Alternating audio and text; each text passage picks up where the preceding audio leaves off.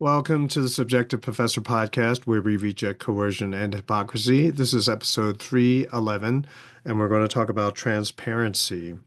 But first, I just want to give you a heads up that I'm meeting with the lawyers again next week, and then I have my arbitration hearing the week after that. So I might miss uploading an episode or two unless it's pushed back yet again.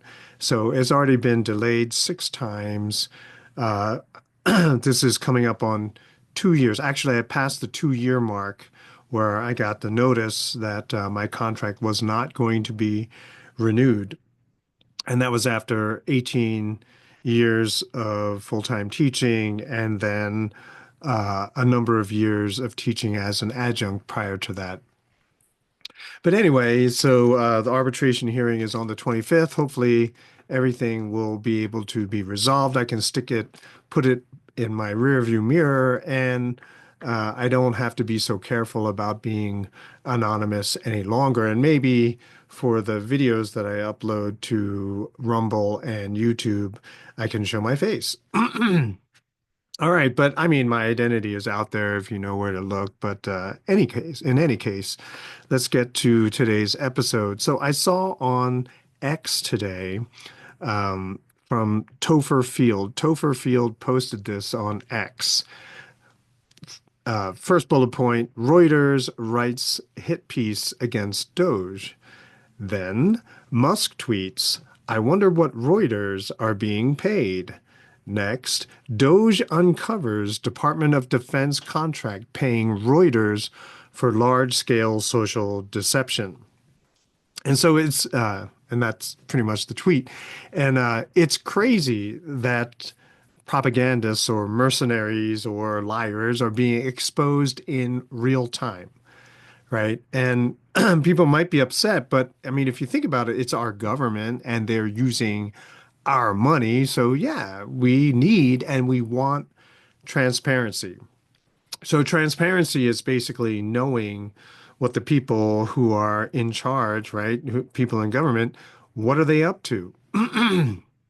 And so for too long, many of them were able to get away with simply invoking national security and not letting us know what they are up to. And so they begin to collect more money. And I did an episode on the $1 billion Congress, which was in the late 1800s. So they started getting all this revenue and they realized that they could spend all of it and not be held accountable. They can just have raise taxes on portions of the population so that the rest of the population doesn't care. There is no way to raise awareness, to get other people, more people to realize that their government is running out of control. And so now we fast forward to today, where everything is basically a secret. We're not supposed to know anything. We're supposed to trust them, just trust that they know better than us, they know more than us, they're somehow better than us, and so they get to take all of our resources and use it in the way that they want. And so probably for too long, they were able to just simply invoke national security or say, I don't have to tell you. And so they got lazy, right? And so it's not just simply knowing what they've been doing, right? But once we find out, we realize that there's a lot of waste. And it's not just wasteful spending, like overspending, spending too much money on things when you could have bought something a little bit cheaper. But it's also the diversion of funds from their intended use for other things. And the example of FEMA, where they don't use the money in their budget for disaster victims, instead they divert it to house illegal immigrants in New York. Now, some people are asking and demanding the proof, but I think somehow I get the feeling that their demand for proof is somehow a trap, like there's some kind of legal implication for doing that. Maybe, I don't know, I just get the vibe. So a lot of people, because of the demand for proof and they're not, coming forth with the proof is not in writing or documents. So a lot of people may go back to sleep, right, and say, oh no, everything is fine. But all those people who are struggling using their credit cards to pay bills, things like that, I mean, this is enough to make you extremely angry, right? That on the one hand, they're taking so much from us, they're making everything so unaffordable that a lot of people are put into difficult situations. At the same time, they're just spending it on themselves, right? And so more and more, you're beginning to see that a lot of this granting of government money to these certain projects all over the world, that some of that money that is awarded to that endeavor or company comes back to America, either as kickbacks or laundered somehow, and it finds its way, that money finds its way into certain people's pockets. Whose pockets? Who knows? I don't know. And maybe it eventually will come to light now that DOGE is out there reading the books and seeing, and laying everything bare, right? Making things a little bit more transparent. And so, I mean, if you think about it, we paid for the Cervasis research and at Wuhan, right? That was our money that went there to fund the research, develop it, and then they got careless. It got released, or maybe it wasn't careless, maybe it was deliberate, and it was released into the wild. And so then we had to suffer for all of that on top of which we had to pay for all of the responses. I mean, it's crazy. So we were propagandized by our own money. Uh, And so, we need to hear more and more information. Censorship is bad. And we have to get accustomed once again to distrusting our government. It reminds me of the movie V for Vendetta. I guess it's a 20-year-old movie now. It's been a while. But it was based on a DC comic miniseries by Alan Moore, David Lloyd, and Tony Weir. I'll just go over the plot very quickly. The government creates and releases a disease to create a crisis, so the government can seize power. I know it sounds familiar, but it was just a movie. And then they introduce a cure, which they already had, right, to foster dependency on the state. I know it sounds really familiar, but this is just a movie. And then enter V, right? V, uh, this individual who wears a Guy Fawkes mask, right? And Guy Fawkes is the guy that tried to blow up Parliament. And there he has this line and he says, people shouldn't be afraid of their government. Governments should be scared of their people. Right. And so we can have this situation where politicians, people who are in government, who work for government, they fear us with and through transparency. So it's the shroud of secrecy which gives them all of this power and makes it hard for us to fight back, push back, even to know what they're up to. Um, and so it's with transparency, then you can then realize what they're really up to. Even the people who are assigned to protect them, sooner or later, and I've said this before, sooner or later, someone who they love and care about will get hurt through some kind of government corruption or malfeasance. And so they'll turn on the person who they're supposed to protect.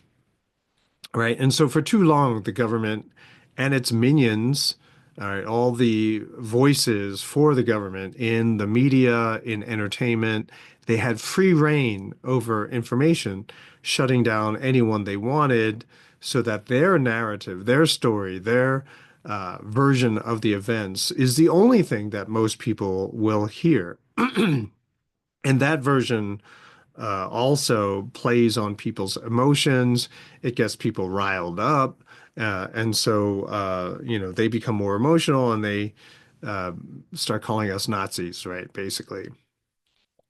Now, mentioned this before, but I listened to Judge Napolitano talking to Gerald Salenti once again. I think because the judge was coming out with an article that came out yesterday that discussed the legal violations that Trump is going through, right? And so he's basically saying there is a right way of doing things, right? Go by the book, go according to the law. You just simply can't eradicate government agencies like the Department of Education in the manner that Trump is doing it.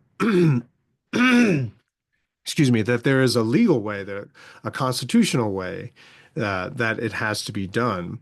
And of course, the reason is because if Trump does it this way, then the next president who comes along, they will exercise the same power and things will just get worse, right? Because the next person you never know who that person will be. Yeah, I agree.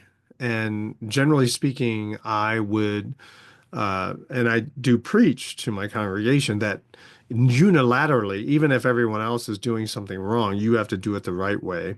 But that's your personal life. And here we're looking at a situation where the government is already out of control. We have been living under a government for the last 150 years has been trampling on the Constitution.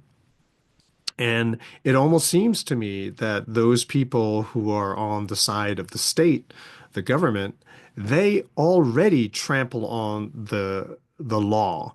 Like they don't do anything according to the law. In fact, they twist and violate and, write new laws, which enables and justifies and protects all of the bad things that they are doing behind closed doors. And it almost seems to me that they are counting on their opposition to do things by the book, which is very, very slow. They have put all of these roadblocks into place, like federal judges, right, to block and to pour cold water on a lot of the things that Trump is doing right now. And so that seems to me that's what they're counting on, that their opposition will try to do it honestly by the book. And because people have traditionally tried to do it that way, they already had something in place to make it impossible to dismantle the state as they have created it. Right. And so, in other words, the opposition to Trump has already been functioning without law, trampling on the Constitution for like 150 years. Now, I'm not talking about the Democrats, right? And when I say the people who oppose Trump, I'm not talking about the Democrats. I'm talking about whoever is controlling all of the rhinos and the Democrats in Congress, right? So rhinos, Republican in name only. So they have a little R next to their name, but everything that they do just screams deep state. Okay. So whoever is pulling their strings, right, they are counting on reformers, people like Trump, to do things by the book because they already have a strategy in place to make it impossible for them to do so, right? And it almost becomes necessary that Trump has to do it this way. And I saw someone else comment that there are members in Congress who are at the same time are pushing forth legislation to do the very thing that Trump is doing by presidential decree to do it constitutionally or do it legally by the book. So destroy the agencies first and then make it law, right? Which is, I don't know, one might sort of question it and say, oh, then you're just as evil as the opposition. But that's what they've been doing, and we've been trying to do things by the book to try to even make some kind of headway against this Leviathan, this monstrous bureaucracy that we call the federal government, and no one makes any headway, right? So Trump, first term, was supposed to end Obamacare, couldn't do it, couldn't even touch it. Ronald Reagan was supposed to dismantle the Department of Education, couldn't touch it, right? Even Jimmy Carter wanted to sort of end the drug war, couldn't do it, right? And so all these people, because they have to function within the law, uh, and we're not talking about, um, a system where the law is actually respected and important. We're talking about a society where the opposition ignores and thumbs its nose to the law, knowing full well that you're going to try to follow the law, right? And that's how they are, able to survive for so long.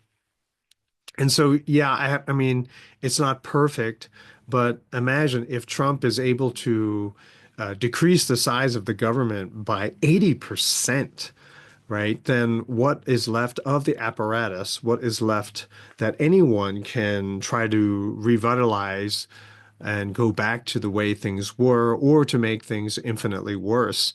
I think it might take a lot longer to bring back the overreaching, uh, federal bureaucracy than it is to take it down right now. At least that's what I'm hoping. And I just feel like this is the way. This is the only way you're going to make any kind of progress in dismantling this overreaching state. And then finally, the best news of all, Trump talked to Putin. He made a phone call and agreed that, yeah, war is dumb. We got to end this war in Ukraine.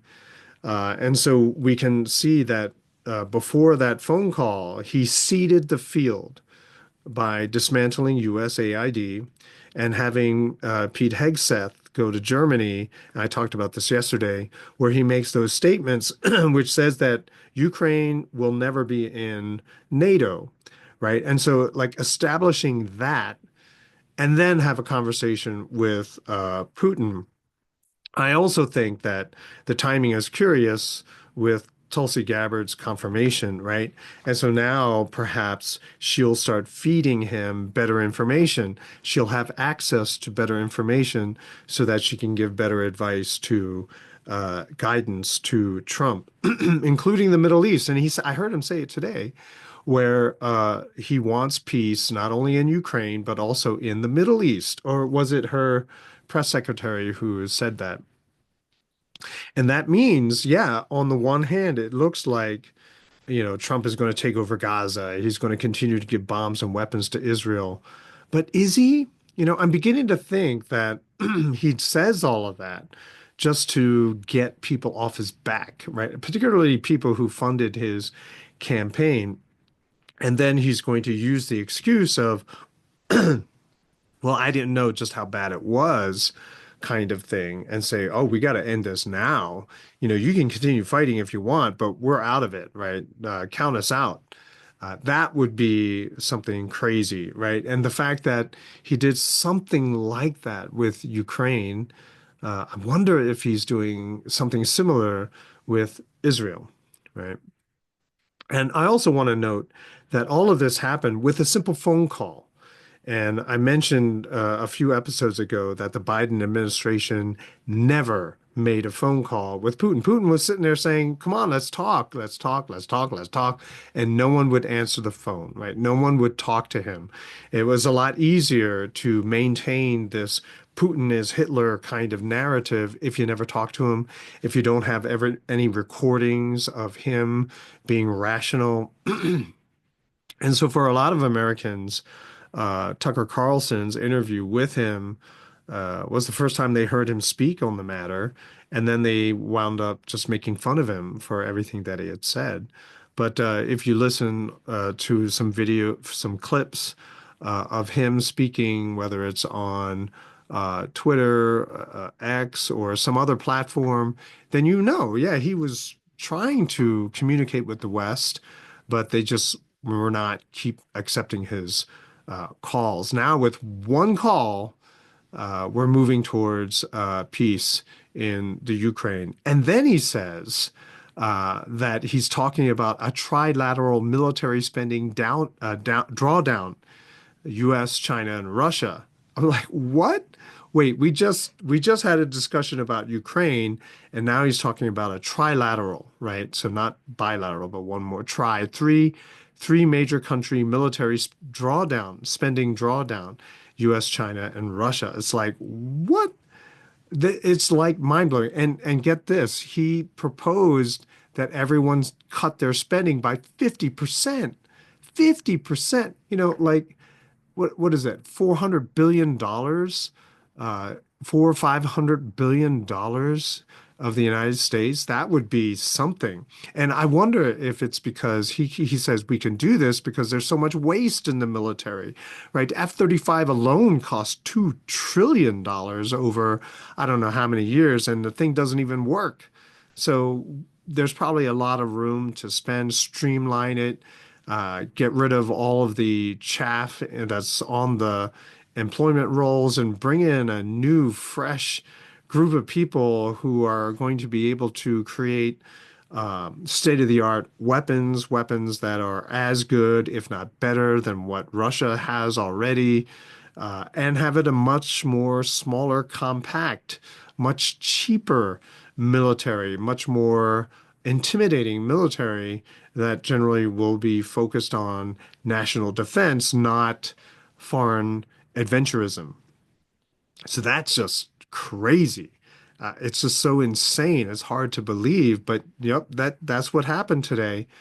And so Trump is doing all of this, and so you have this really strange position where people who oppose him have to defend corruption, murder, death, destruction, economic instability, inflation, illegal immigration. They are now seen as defending all of this stuff that the American people have rejected.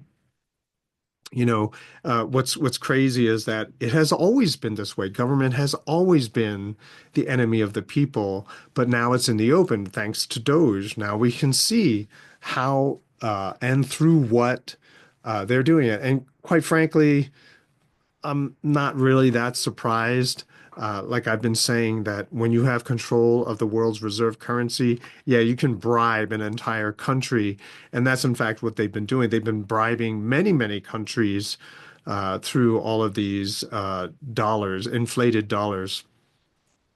And so that's with the tiniest bit of transparency. Now imagine if there was a lot more transparency, right? Tulsi Gabbard was confirmed, RFK was confirmed, and then Kash Patel might be, right? And then that would expose even more, expose all of the problems in health and human services, expose the problems in the military industrial complex in the Pentagon, expose all of the, bad actors in the FBI and also in other intelligence agencies. I mean, that would be insane.